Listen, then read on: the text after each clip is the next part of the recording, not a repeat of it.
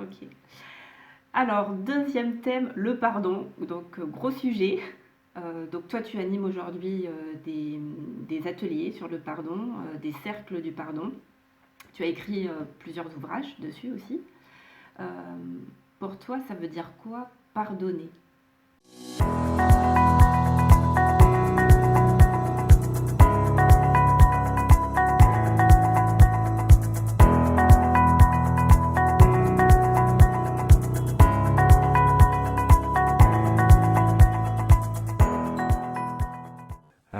C'est une bonne question. Effectivement, moi, mon aventure, elle a démarré avec l'écriture de mon premier livre sur le sujet en 2009, qui s'appelait Le don du pardon, qui racontait ce que j'ai vécu avec Miguel Ruiz au Mexique et cette façon d'aborder le pardon qui a complètement changé ma vie.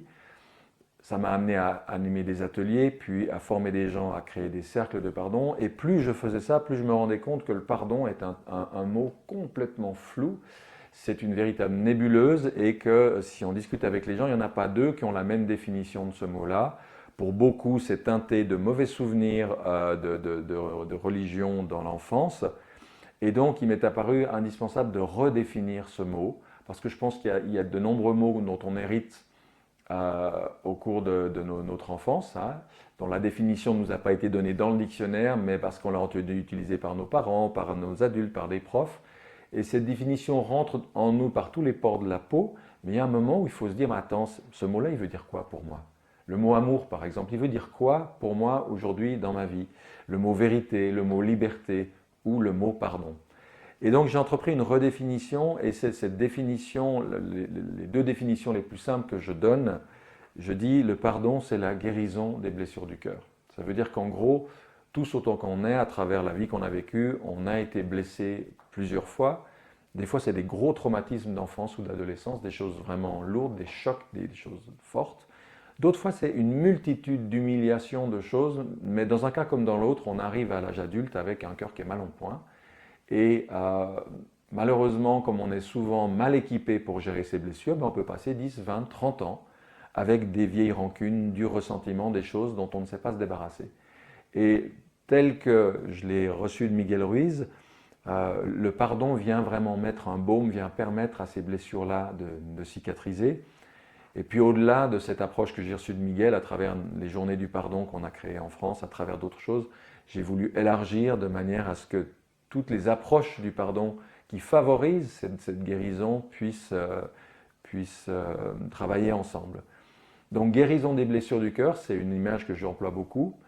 Douche du cœur aussi, parce que le processus que je transmets aux gens donne vraiment l'impression à un moment de s'ouvrir à quelque chose qui nous tombe dessus, qui nous lave, qui enlève tout ce qui s'est accumulé au fil des ans et qui a fini par former comme un film, puis comme une armure, qui nous empêche d'être dans la plénitude de l'interaction avec les autres.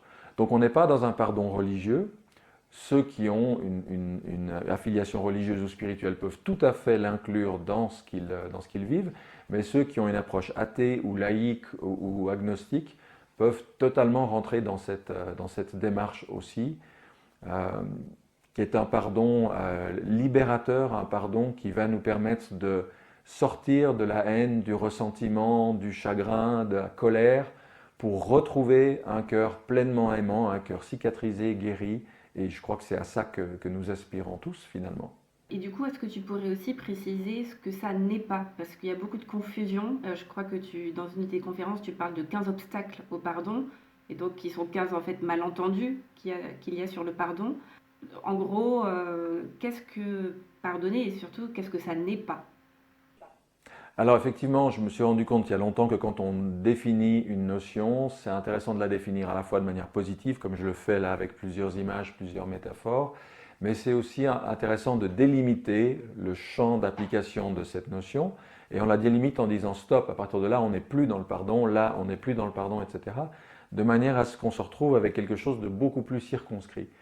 Et pour le pardon, ce qui fait la difficulté du pardon aujourd'hui, c'est que pour beaucoup de gens, cette notion est mêlée et amalgamée à d'autres dont il doit être absolument différencié. Donc, je n'ai pas le temps de les développer ici, puis ça serait redire ce qui est déjà disponible en vidéo sur ma chaîne YouTube gratuitement. Mais pour donner quelques exemples rapidement, pardonner, ce n'est pas cautionner. Si en faisant œuvre de pardon vis-à-vis de quelqu'un, j'ai l'impression que je cautionne ce que cette personne m'a dit ou m'a fait, il y a quelque chose qui va dire non, je ne cautionne pas, donc je ne pardonne pas. Or, les deux choses sont complètement distinctes. Je peux à la fois juger l'acte tout à fait condamnable, inacceptable, et en même temps, si je définis le pardon comme la guérison du cœur, dire moi j'ai envie de guérir mon cœur, donc je vais faire ce qu'il faut pour ça, mais ça ne m'empêche même pas, s'il faut, d'aller au tribunal, de porter plainte pour que la personne soit confrontée aux conséquences de ses actes. Voilà. De la même manière, pardonner, ce n'est pas forcément se réconcilier. Pour se réconcilier, il faut être deux. Il faut que la personne avec laquelle j'ai eu un différend ait compris ce qui s'est passé, qu'elle ait envie de faire ce chemin. Si moi je suis le seul à faire la moitié du chemin, la réconciliation n'est pas possible. Mais par contre, je peux quand même guérir mon cœur. Donc je peux faire au moins la moitié du travail qui me revient, sachant que je ne peux pas faire à la place de l'autre la partie qui lui revient à lui ou à elle. Dans les confusions qu'il y a, effectivement j'en ai listé une quinzaine, ceux-là sont les plus fréquents, mais par exemple il y a des gens qui pensent que pardonner ça signifie forcément oublier.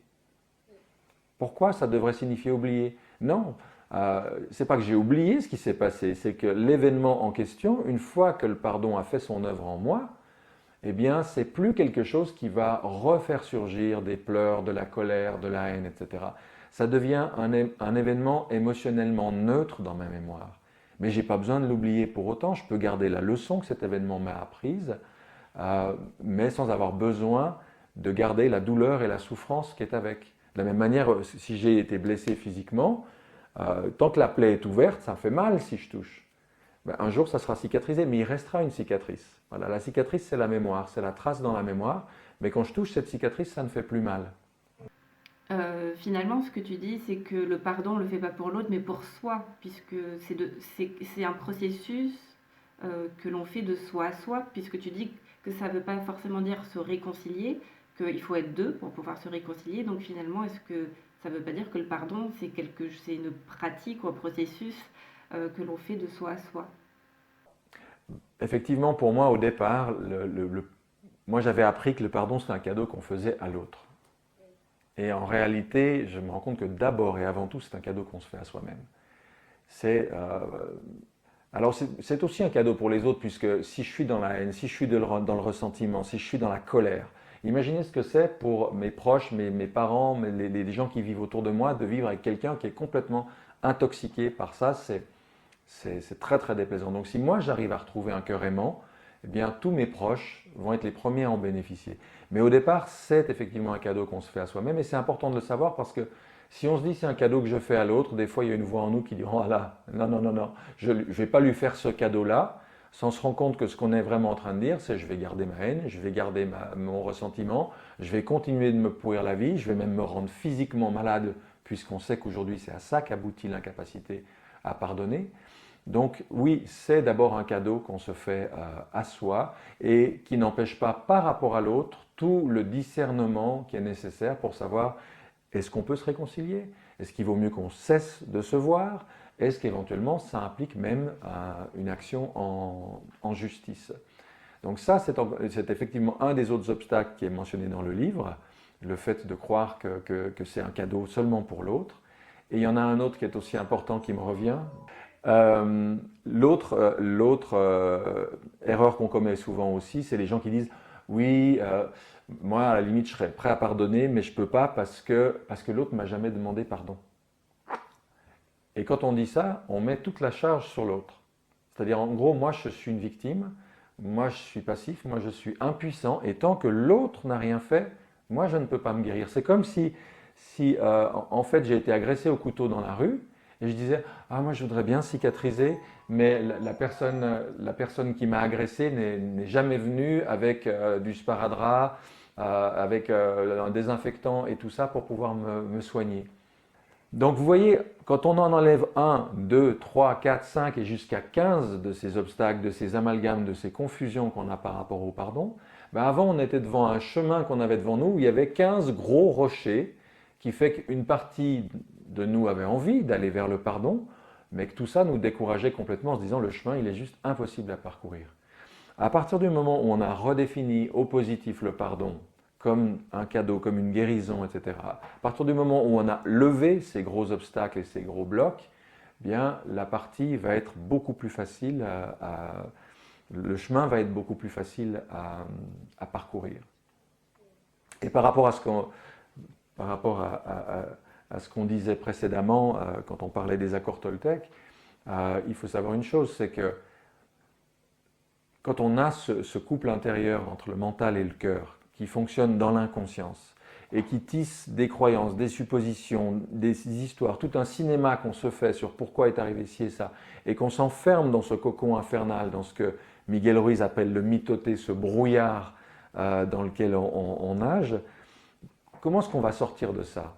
Bien, on a vu que les deuxième et troisième accords Toltec peuvent contribuer à ça, mais le pardon, pour moi, est l'outil par excellence qui va venir déchirer les histoires qu'on se raconte, où moi j'ai raison, l'autre a tort, moi je suis une victime, l'autre est un bourreau, etc.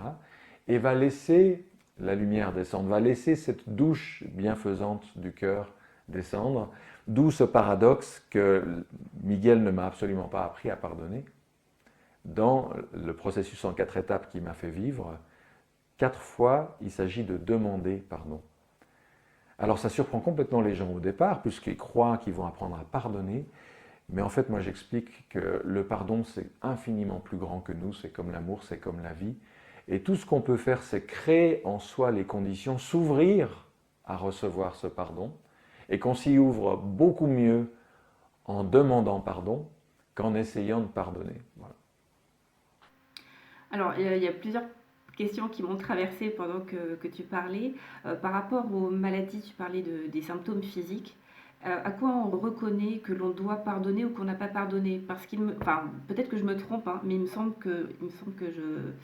qu'il y a des personnes qui se cachent derrière de l'indifférence et qui se disent ne pas être en colère contre quelqu'un. Euh, et, euh, et en même temps, moi je constate que c'est des personnes qui ont quand même des symptômes physiques récurrents, enfin en tout cas des problèmes de dos, problèmes de peau, de stress. Et est-ce qu'il y a des symptômes vraiment physiques ou des maladies spécifiques qui sont liées au pardon?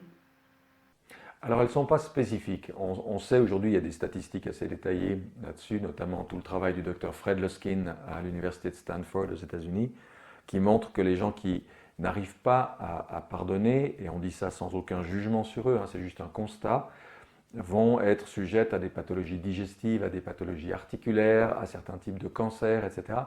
Quand on garde rancune, quand on garde ces choses en soi, qu'on n'arrive pas à les évacuer, à les libérer, à un moment elles se somatisent, mais ça peut se faire de multiples façons. Donc c'est difficile de savoir à la place de quelqu'un d'autre si ces pathologies sont le résultat de ressentiments divers et variés ou si c'est une cause complètement différente. Il faut faire attention de ne pas enfermer les gens en disant « tu as telle maladie, donc ça veut dire ceci ou cela ». C'est jamais aussi simple que ça. Par contre, ce qui est certain, c'est que si je pense avoir pardonné à quelqu'un, alors le test de réalité le plus simple, c'est si je croise cette personne dans la rue et que ouf, je sens toute l'émotion qui remonte, c'est que visiblement je m'étais leurré, je m'étais inventé une histoire, mais que le travail n'est pas fait. Parfois, ce contact avec la réalité ne sera pas possible parce que la personne vit à l'autre bout de la planète ou encore pire, qu'elle est décédée et que jamais je pourrai vérifier. Mais ce qui est certain par contre, c'est que la mise en œuvre des diverses approches du pardon qui existent aujourd'hui, celle que je préconise, que j'appelle le don du pardon, qui est développée dans les cercles de pardon, Ho'oponopono, la méthode hawaïenne, le pardon radical de Colin Tipping ou d'autres, la mise en œuvre de ces outils va vraiment opérer un nettoyage, je dirais même au-delà des situations qu'on a en mémoire. J'ai régulièrement des gens qui viennent à un cercle de pardon. Des fois, certains disent « Oh, ben, je viens juste pour accompagner mon mari ou ma femme, mais moi ça va, j'ai pas de truc particulier que j'ai besoin de pardonner. » Et puis quand arrive le moment fort du cercle, ces gens sont complètement sidérés de voir ce qui va ressortir, ce qui se libère, ce qui se soulage en eux, dont ils n'avaient même pas conscience. Il y a des blessures qui sont tellement anciennes qu'on les a bien masquées, mais elles ne sont pas véritablement cicatrisées. Et tout le travail personnel qu'on fait, avec tous les outils qu'on connaît, eh bien, ça vise finalement à progressivement venir guérir toutes ces zones-là pour être dans la plénitude de la vie, de l'amour et des interactions qu'on veut avoir avec autrui.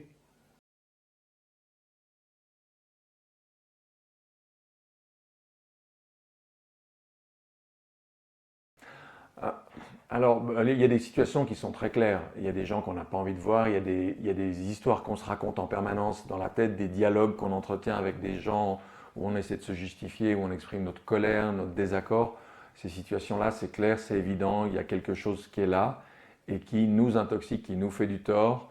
Et ce travail de pardon va nous libérer sans nous priver de la possibilité d'entreprendre très concrètement ce qui doit être entrepris pour améliorer la relation. Je dirais même que plus on va faire ce travail de pardon, plus les décisions qu'on va prendre derrière, elles seront justes, elles seront pertinentes, elles ne seront pas teintées de problématiques non réglées à l'intérieur de nous. Maintenant, quand je dis que le pardon, c'est la douche du cœur, ben, souvent quand on prend une douche, on n'attend pas de sentir mauvais, on n'attend pas de voir vraiment qu'on est sale ici et là. C'est une hygiène physique régulière dont on sait qu'elle est nécessaire.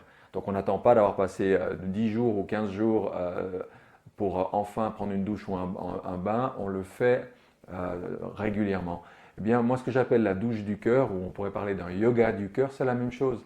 C'est de se dire finalement, dans les interactions quotidiennes qu'on a les uns avec les autres, il y a des moments de friction, il y a des moments de tension, il y a des choses qui s'accumulent, une sorte de crasse émotionnelle, on pourrait dire, et de prendre quelques minutes le soir pour faire cette douche du cœur, pour utiliser un outil comme celui-là, moi je serais prêt à parier qu'un jour ça deviendra aussi naturel que de se brosser les dents ou de prendre une douche. Il ne faut pas oublier que si on ne remonte pas très très loin dans l'histoire, l'hygiène physique n'était pas très développée, on utilisait beaucoup des parfums, il n'y avait pas de douche, on prenait un bain très occasionnel.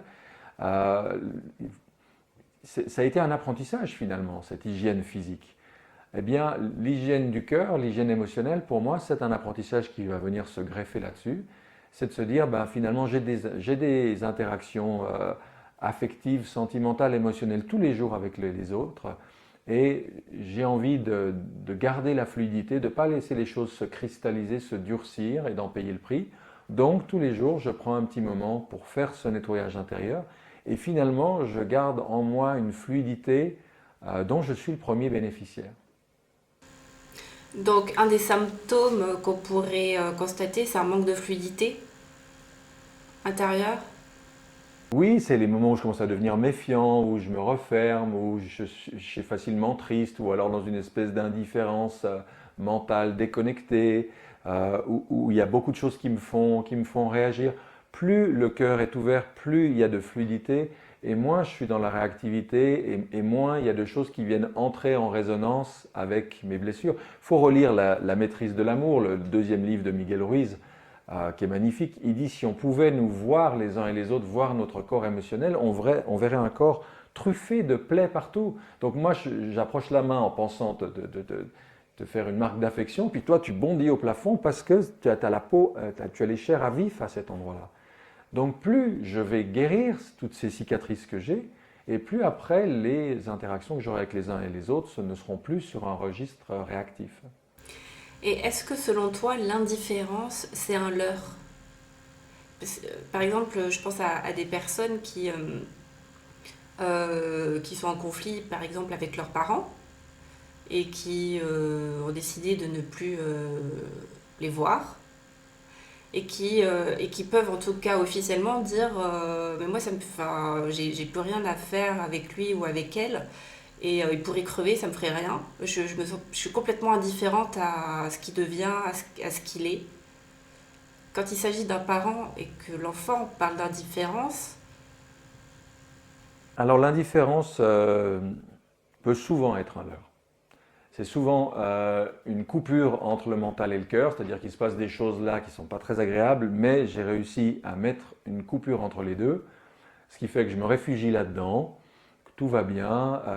En fait, je suis juste déconnecté de ce qui se passe à l'intérieur de moi. Et cette déconnexion, si elle me préserve de ce que vivent des gens avec lesquels j'ai des relations compliquées, me coupe aussi de gens avec qui j'ai des relations qui me sont chères.